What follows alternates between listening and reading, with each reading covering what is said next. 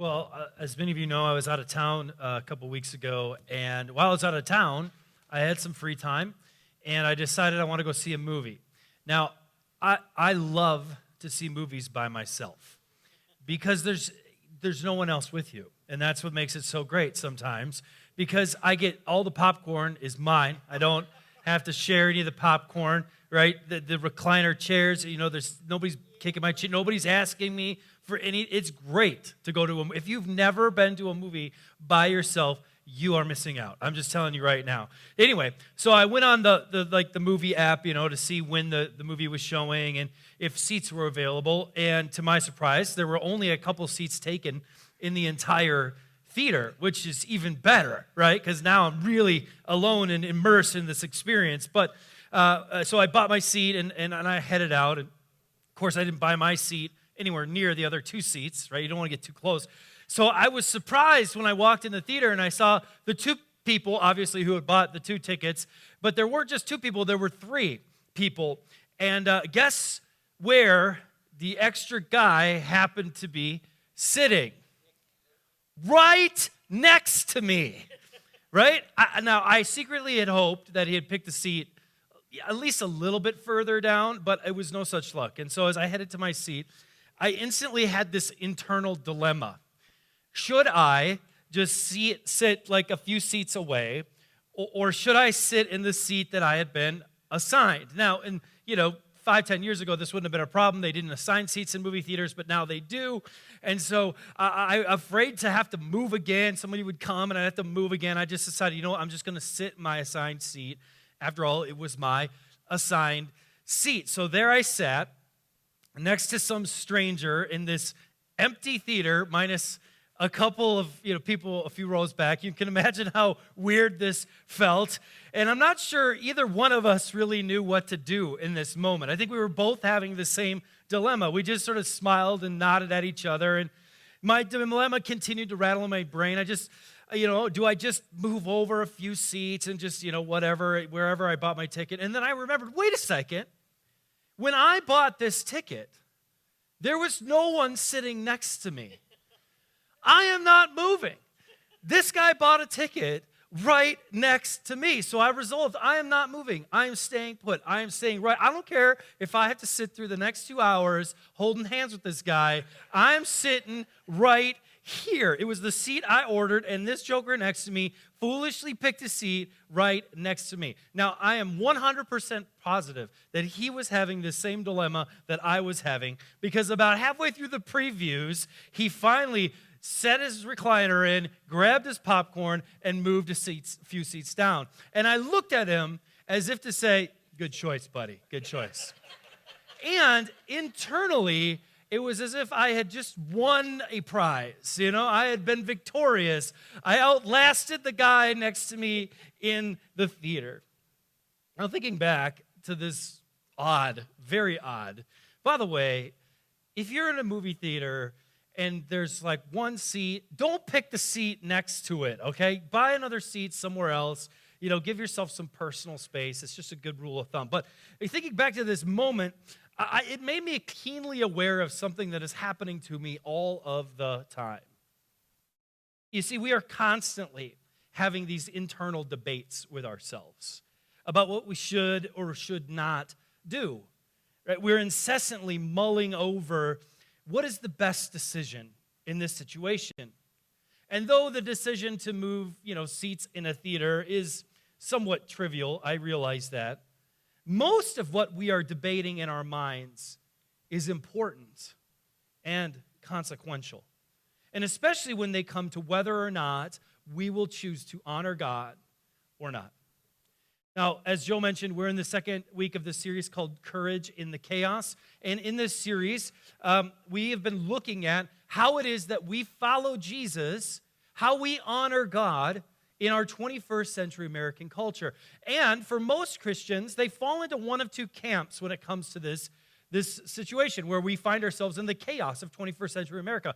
The first option that many Christians fall into, the camp that many people fall into, is that they sort of subterraneously go into this Christian subculture. They just surround themselves only by Christian things, Christian people, Christian thoughts, right? We only hang out with Christians. We only do Christian things. We only see Christian movies. We only listen to Christian music. The other camp, though, is that we become completely assimilated right into the culture. We believe in Jesus. We know what the Bible says, but nothing in our lives really says any of it or sets us apart in any way. We just go about life in step with the rest of the culture. And I will argue that neither of these is a good option. It's not a good option to just follow into this Christian subculture where we don't interact with the rest of the world. That's not what Jesus intended for us. Nor is it a good option for us to just completely be assimilated into the life of 21st century America. So in this series, we're proposing a third way, a better way. And it's a way that empowers us to be in this culture and in this chaos, but to also be set apart as people called by God to follow Jesus. It's a way that allows us to honor God while gaining influence in our culture. And it's a way that was brilliantly lived by a guy named Daniel. Right? And so if you were here last week, you'll remember that Daniel and his friends were placed into captivity by the Babylonians under the rule of King Nebuchadnezzar. And the nation of Judah was overrun by them, and these 4 teenage boys are under the heavy rule of one of the most notorious kings in all of history. And so Daniel and his friends are then placed into this select group of young men who will serve the king in his royal palace. And they're stripped of their names, they're given new names, and they're placed into this 3-year training regiment to make them great soldiers for the Babylonian kingdom. And in Daniel chapter 1, verse 5, we find out what's described of them. And let me just mention, you can follow along with everything we're going to talk about today using the YouVersion app, so make sure you grab that, download it, open it, and follow along with all that we're going to be covering. Great resource, too, during the week if you need somewhere to just look for how you can continue to interact with God, right? So in Daniel chapter 1, we hear the circumstances of what's going on. Daniel and his friends are put into captivity with the king and the Babylonians. And then in Daniel chapter 1, verse 5, the king describes and assigns what's going to happen to these young men and the men that they're with. And it says this. It says, the king assigned them a daily ration of food and wine from his own kitchens. They were to be trained for 3 years, and then they would enter the royal service.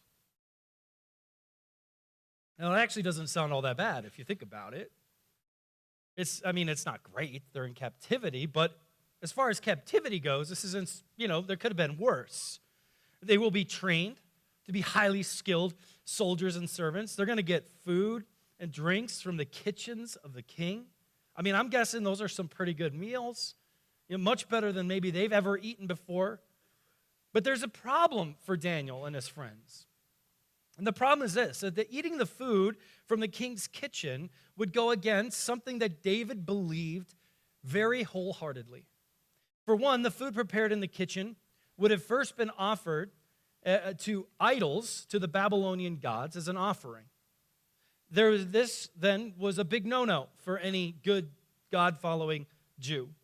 Only foods offered to Yahweh, to the one true God, were to be eaten as a sign of devotion and purity and honor to God. Second, many of the foods that the Babylonians ate were in stark contrast of the sort of diet God instructed his people to eat. For instance, Jews do not eat any pork or seafood other than fish, much of which was part of the Babylonian diet. So Daniel and his friends find themselves in the middle of an empty theater with a stranger at their side, and they have to make a decision. Do they eat the food that will dishonor God, or do they stand their ground with their convictions? Now, I want you to keep in mind who King Nebuchadnezzar is. He is a crazy dude. One friend of mine described him this way. If you took Stalin and Mussolini and Hitler and you combine them into one person, you might get King Nebuchadnezzar. King Neb doesn't mess around, right? You cross him, you die. You disobey him, you don't just lose your freedom, you lose your head. This is who King Nebuchadnezzar, he is brutal. And so with all of this swirling in his head, here's what Daniel does. Chapter 1, verse 8. But Daniel was determined not to defile himself by eating the food and wine given to them by the king. He asked the chief of staff for permission not to eat those unacceptable foods. Now God had given the chief of staff both respect and affection for Daniel, but he responded, I am afraid of my lord the king, who has ordered that you eat this food and wine. If you become pale and thin compared to the other youths your age, I'm afraid the king will have me beheaded. Daniel spoke with the attendant who had been appointed by the chief of staff to look after Daniel, Hananiah, Mishael, and Azariah. He said, please test us for 10 days on a diet of vegetables and water, Daniel said. At the end of the 10 days, see how we look compared to the other young men who are eating the king's food. Then make your decision in light of what you see. The attendant agreed to Daniel's suggestion and tested them for 10 days. So despite what may happen, knowing who he is going up against, Daniel is able to strike a deal with King Nebuchadnezzar's chief of staff. He's not real sure what's going to happen, but we find out that the deal actually pays off. In verse 15, it says this, at the end of the 10 days, Daniel and his 3 friends, they looked healthier and better nourished than the young men who'd been eating the food assigned by the king. So after that, the attendant fed them only vegetables instead of the food and wine provided for the others. And it works. It works. Daniel's decision and his friend's decision to only eat vegetables and drink water leaves them looking healthier than any of the other servants. Now, this is not a sermon about nutrition, although if you want to know about nutrition, I've heard that just eating vegetables is actually quite good for you, but I still love me a good In-N-Out burger, so this is tricky. But this isn't about, becoming a vegetarian. There's something deeper going on here. See, God honors Daniel's willingness to honor him, which is what happens when we stand by our convictions in the midst of the chaos of our world.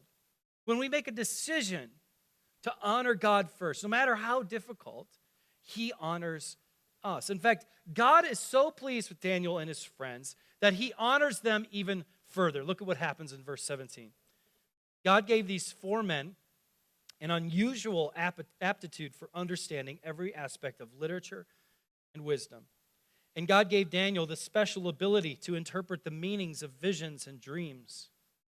When the training period ordered by the king was completed, the chief of staff brought all the young men to King Nebuchadnezzar.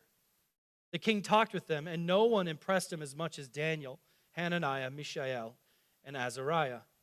So they entered the royal service. Whenever the king consulted them in any matter requiring wisdom and balanced judgment, he found them 10 times more capable than any of the magicians and enchanters in his entire kingdom. See, because of their decision to hold fast to their convictions, these 4 young men are given incredible influence in the life of King Nebuchadnezzar and his kingdom. Their judgment, their wisdom would be considered over everyone else's. Their wisdom would be listened to over all of his own prophets and seers, all because they held to a God-honoring conviction. Here's what I want you to remember today. If you don't remember anything else, I want you to remember this, and if you're taking notes, write this down. That God-honoring convictions lead to God-honoring influence. When we hold to God-honoring convictions, when we stand our ground, God honors us with greater influence in the world around us. 1 Samuel 3, verse 20, God says, I will honor those who honor me. That by us honoring God, God honors us and grants us greater influence into the lives of people who don't even know him yet. And it's interesting because I think that if most of us believe that if we stand up for our convictions, we're going to lose influence with people, right? Like if we stand our ground with something that is meaningful and God-honoring, that somehow that's going to cause us to actually lose influence with the people in our lives. We're afraid that they're going to despise us or ignore us or view us as less, when in reality, those who have God-honoring convictions are actually given more influence in the lives of those around them. Now, I will say this, there is, of course, a proper and improper way to do this, right? Standing on a street corner yelling our convictions at people is rarely, if ever, met with God-honoring influence. Because notice the text doesn't say that Daniel and his friends stood on a table in the king's dining room and they scolded them for eating unclean foods and declared themselves unwilling to eat the king's foods. How do you think that story would have ended? Badly? Right? So how we express our God-honoring convictions is just as important as having them and standing our ground. And it begs the question then, how do we do this, right? How do we go about doing, how do we stand our ground in the same way that Daniel did when we are come face to face with whether or not we should abide by one of our convictions or just go against it? Well, here, I just want to give you a few things that may help you as you navigate the chaos of our world with God-honoring convictions, right? Here's some ways that we can hold on to our convictions in a way that honors God and gives us influence in our world. And the first thing is this: we got to know our convictions in advance. If you don't know what you believe, it is going to be extremely hard for you to make a decision when you're faced with something that may or may not go against what you believe. You have to have a system of belief in order for that to happen. And so if we're going to stand our ground and decide, you know what, I want to honor God with my life, we have to know what honors God. We have to know what our convictions are. And I'm afraid that many followers of Jesus aren't really sure. They aren't really sure what God wants us to do and what he doesn't, what honors God and what doesn't. And either they haven't taken the time to really know God and his desire for their lives, or what they do know is often tarnished and influenced by other lines of thinking. You know, God has given us his word, his scriptures, his Bible, so that we may know what honors him. We may know how we can live a life that honors him. He's given us all that we need to live in a world with conviction and influence. One of my pastor friends and mentors often says, you can't live well accidentally. You cannot live well accidentally. Which is to say that if you want to live a God-honoring, influential life, it's going to take some discipline. It's going to take some planning. It's going to take some study. It's going to take some prayer. It's going to take some work. It's going to take intention for you to live in that way. And if we don't know what we believe, how will we ever be able to stand our ground when push comes to shove? Got to know our convictions in advance. Secondly, we need to learn how to go vegan graciously. We were talking this morning, and Zach said, you know how you know somebody is vegan? I said, yeah, and how's that? And he's like, they'll tell you they're vegan, which is very true. I've met some vegans. Nothing against you if you're vegan. I'm just saying, you know, vegans and CrossFitters, you know they're doing it because they tell you all the time. That's just how it goes. But, you know, Daniel and his friends, they draw this line in the sand in regards to what they will eat. They refuse to dishonor God through their diet and eat food that has been offered to idols against God, that would be against God's own instruction, but they do it graciously. They don't draw a line in the sand and then kick the sand in their opposer's face. In short, they aren't jerks about this whole thing. They aren't jerks. They aren't condescending. Right? They aren't loud and obnoxious. They simply go to the chief of staff, the man that they report to, and they ask for favor towards them. They propose a plan that is totally doable and doesn't force the chief of staff's hand, but allows them to stand with their convictions. Do you know what the number one thing non-Christians say about Christians is? We are judgmental. We're judgmental, which is to say that we are constantly inflicting our convictions on people who don't share them. We are believers of the word, right? And we have our convictions, but many of our friends are not. And so instead of holding to our convictions graciously, we end up becoming jerks, expecting others around us to have the same convictions just because we do. Now, we certainly want that for them, don't get me wrong, but there's a clear line between being gracious with our convictions and being judgmental. And this is not the way that Daniel and his friends go about this, right? Their position was clear, but their posture was kind. Let me say that again. Their position was clear, but their posture was kind. Go vegan graciously. Stand to your convictions, but understand that your convictions are not held by the rest of the world. And there is a way to stand by our convictions graciously that allows us to stand by them and have influence in other people's lives.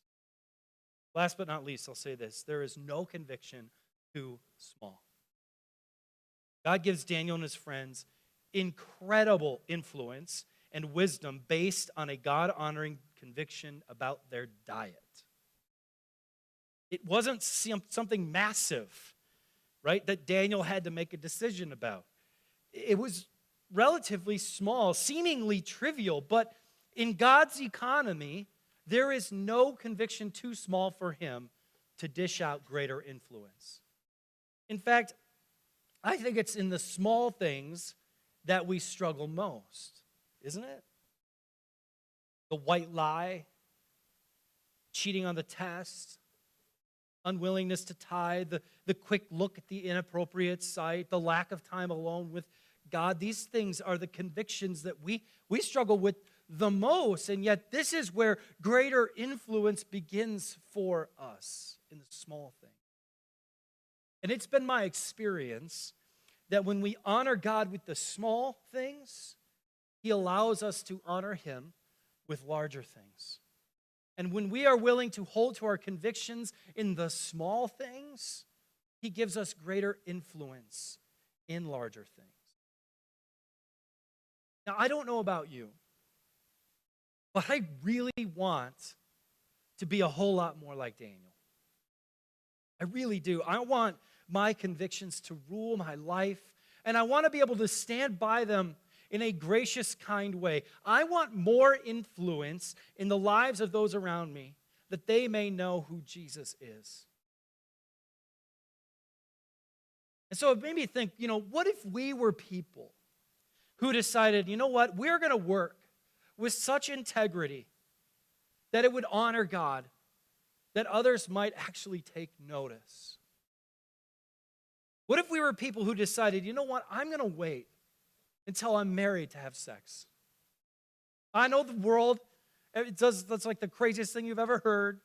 But what if I decided today I'm going to make this decision because it honors God? What kind of influence might we have in the lives of other people? What if we were people who saw our money not as a tool to get what we want, but as a tool to give towards what God wants? To honor God with our money. What kind of influence might we have if we saw and had a conviction like that about our money? And what if we were people that did all of these things with a very clear position and a very kind posture? Can you imagine the kind of godly influence you might have? Can you imagine the opportunities you might have to change the world a little and to change the lives around you? And so I want to ask you, what Daniel-like decision do you need to make today? What's going on in your world where you realize God is asking you to honor him, to stand your ground graciously, that he might give you more influence or life? What Daniel-like decision do you need to make today? What are you being faced with that you know will either be honoring or dishonoring to God depending on what you do? Because just like a good earthly father, God loves when his children take what they know to be true and they put it into practice. He wants you to flourish and thrive and have influence in your life. He loves you so much that he wants to see you live out your convictions with grace in a world that is desperate for someone to take a stand for God. There is a world watching, just wondering, will somebody with a backbone, with a conviction, stand their ground in a gracious, God-honoring way? I believe that is the greatest path to greater influence in our world. To stand our ground graciously for God and to honor him. So what is your Daniel-like decision you need to make today? I just want you to think about that first. Think about what that is. What does that look like? How do you have a clear position on that and yet have a kind posture? And as you do, we're going to spend some time remembering the one who stood his ground and honored God and had greater influence unlike anybody else. See, in the end, Daniel is really a foreshadow of who Jesus was and who Jesus is. His life, God's very own Son, given to us that he would live and stand by the convictions that honor God in such a way that the world would take notice and that people would come to him and experience new life in him because of the things that he decided this is what honors God most. And if you do these things, greater influence will be given to you.